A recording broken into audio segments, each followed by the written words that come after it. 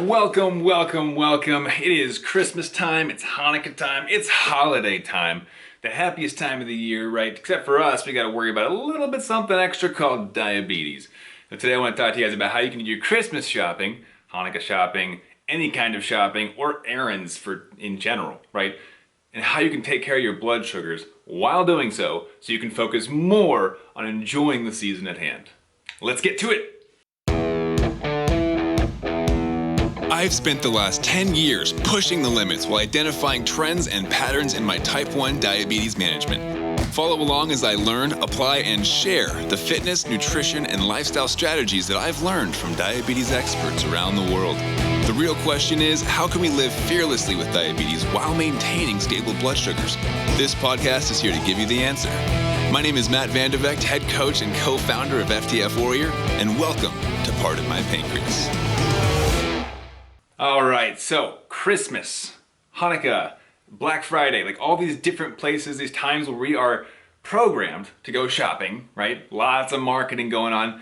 We are told, go buy presents, celebrate with your family. Like it's a fun time of the year. But within diabetes, that hectic lifestyle, the spontaneity behind the shopping, the high energy walking around malls, though maybe not currently because lockdown's been different, right? But with all these events happening, different shopping schedules, blood sugars tend to not behave as smoothly as they did when you were sitting at home, right? When you were able to control all the variables. And so whether you're listening to this during lockdown, maybe it's 6 months later and the whole thing's over and we can all go back to normal life. I don't know, but the strategies remain the same.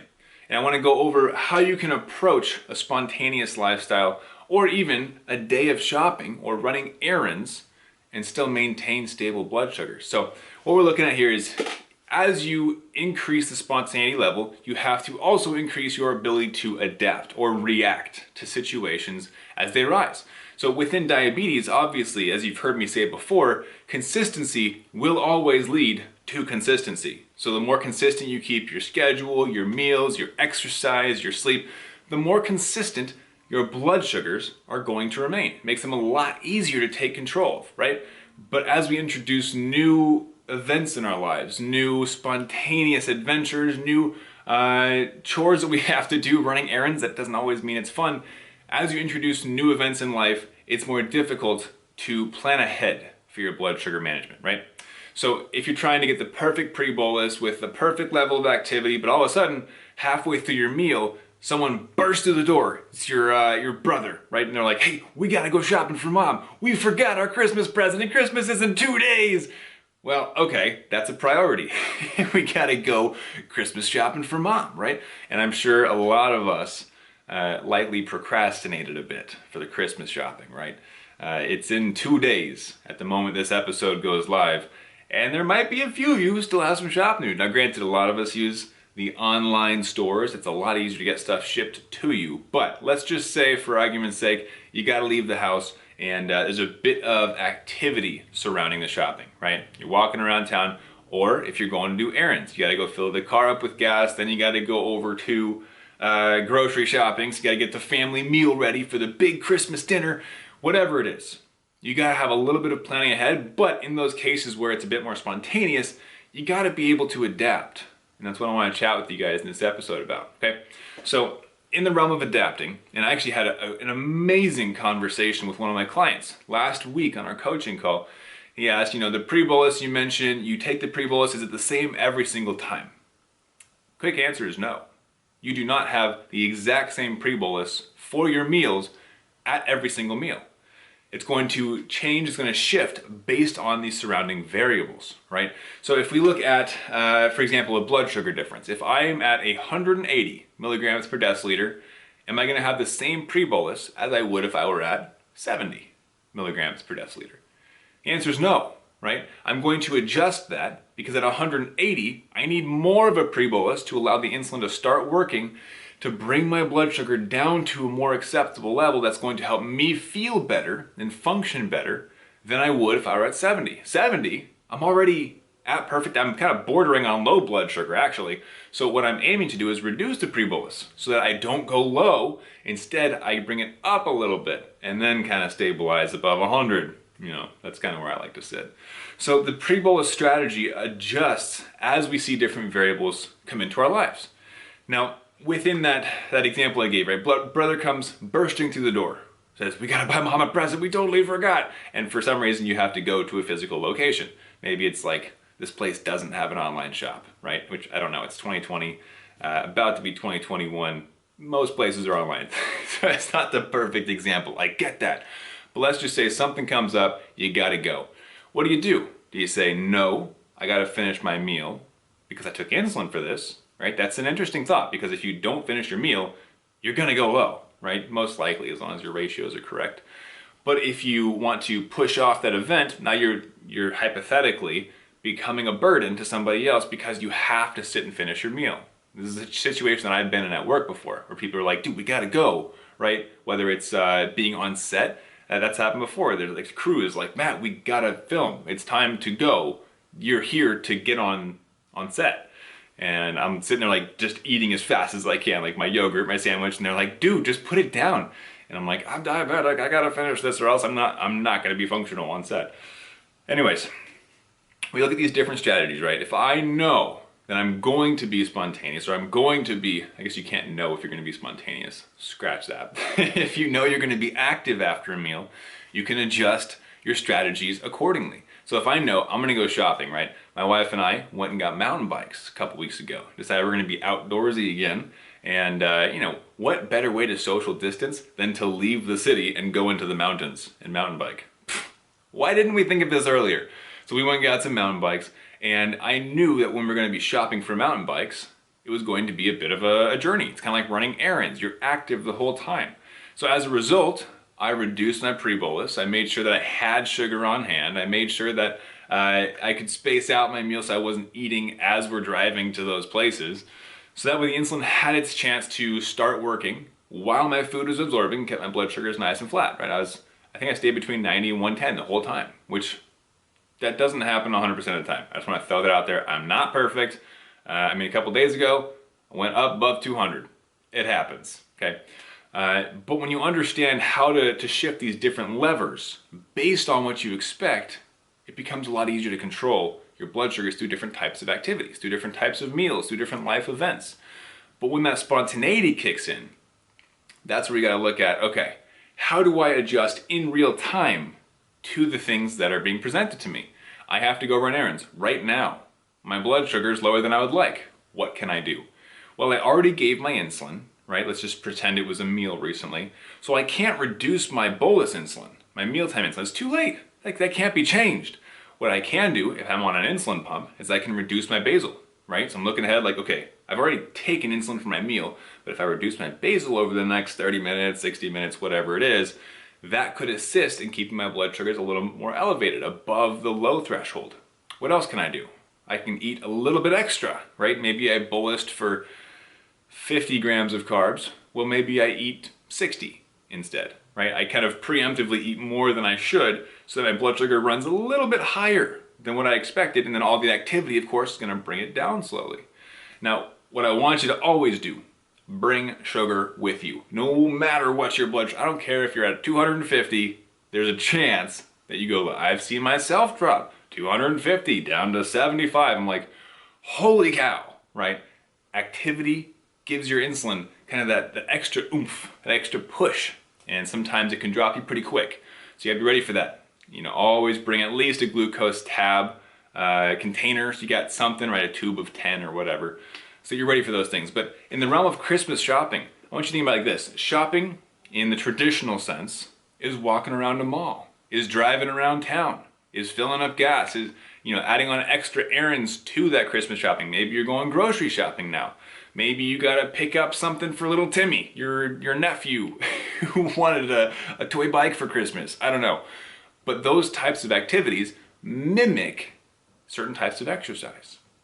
Right? If we're walking around all day, walking through shops, going to the market, and again, this is a little bit different with lockdown, but you're still likely to include some form of activity into your day. You gotta take that into consideration. You might see a drop in blood sugars, and if you can plan ahead, even when being spontaneous, sounds like an oxymoron, huh? Like a paradox, but it can be done. you're going to have more success. Now, how do you plan ahead when being spontaneous? Well, the second those plans change, your brother comes bursting through the door. We gotta go get a gift for mom. Oh no. What can I do in that moment? Plan ahead for the next 30 seconds. Plan ahead for the next 5 minutes. What can I do right now to increase my chances of success, right? In that moment, how much of my meal do I have left over? What can I not eat right now that I can take on the go?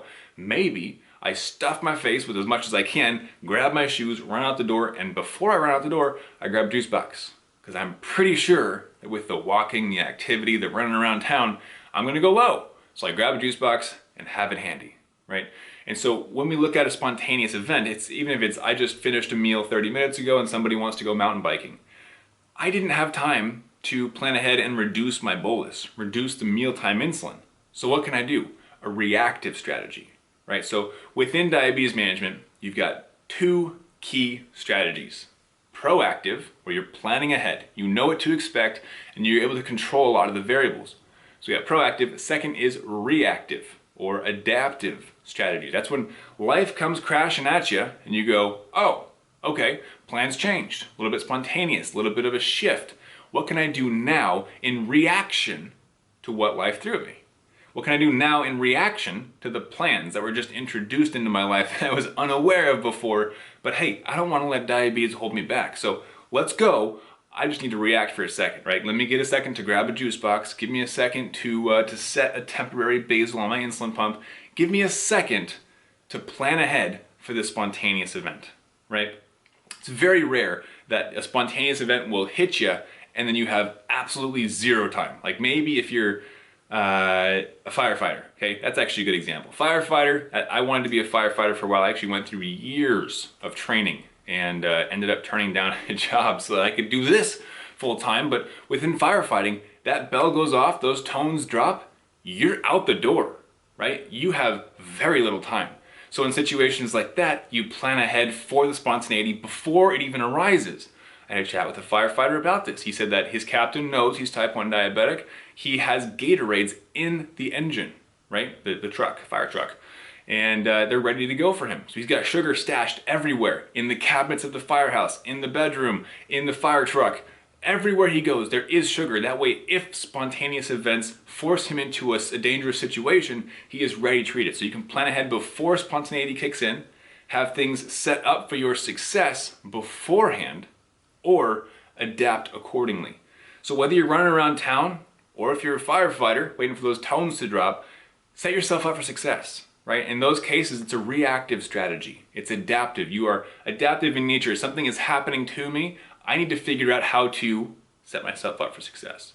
Now, if you have the opportunity to, be proactive. Plan ahead for whatever you're going to experience. Look at what variables lay ahead. If I know this afternoon I'm going to go Christmas shopping, let's just keep using that example because it's Christmas time. If I know this afternoon I'm going Christmas shopping, then for my lunch, I'm going to make sure I eat my lunch enough time before we go shopping so that it has time to kind of digest and not get in the way of that event. But also, I might reduce my pre-bolus a little bit, purposefully go a little bit higher than I normally would. Maybe I reduce the actual bolus itself. I use these strategies to help set me up for success for a future event, right? So to quick recap, we have two different key strategies to use within diabetes management. Being proactive, making choices, planning ahead for what you know you can control, and then being reactive or adaptive, right? Life is happening to me. Give me a second to plan ahead for this event that just popped up, this spontaneous event that I didn't know was going to happen, but let me figure this out for just a quick second, and then we got this, and we'll go.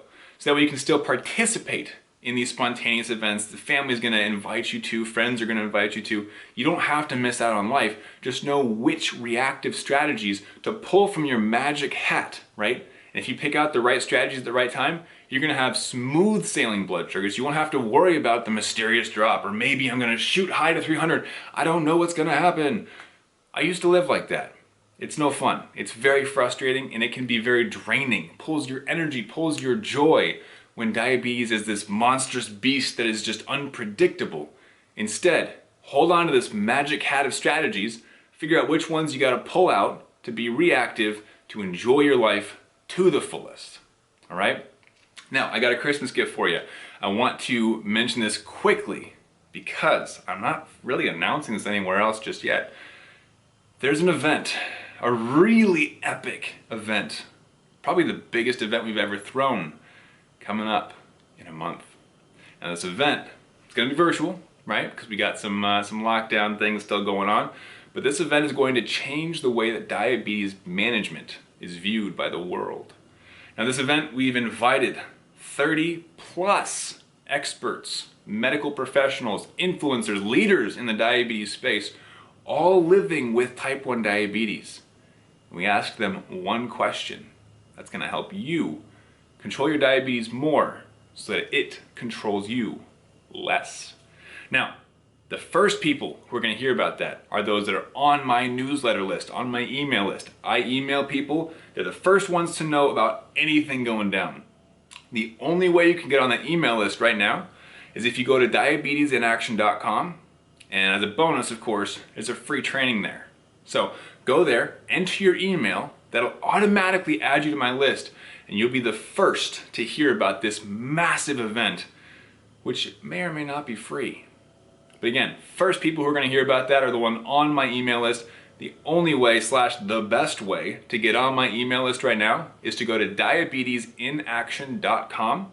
And in addition to entering your email in and putting yourself on that list for me to notify you, you're also going to get access to a free training that I did recently on how I control my blood sugar so well using what's known as the 80-20 blood sugar formula. It's going to simplify your life with diabetes quite a bit, allow you to live more in the moment and enjoy that Christmas spirit. So go to diabetesinaction.com, enter your email. You'll automatically put on the list to get that secret notification for what's coming up in a few weeks. And you'll also get that bonus training. So last time, diabetesinaction.com. I'll see you in that training.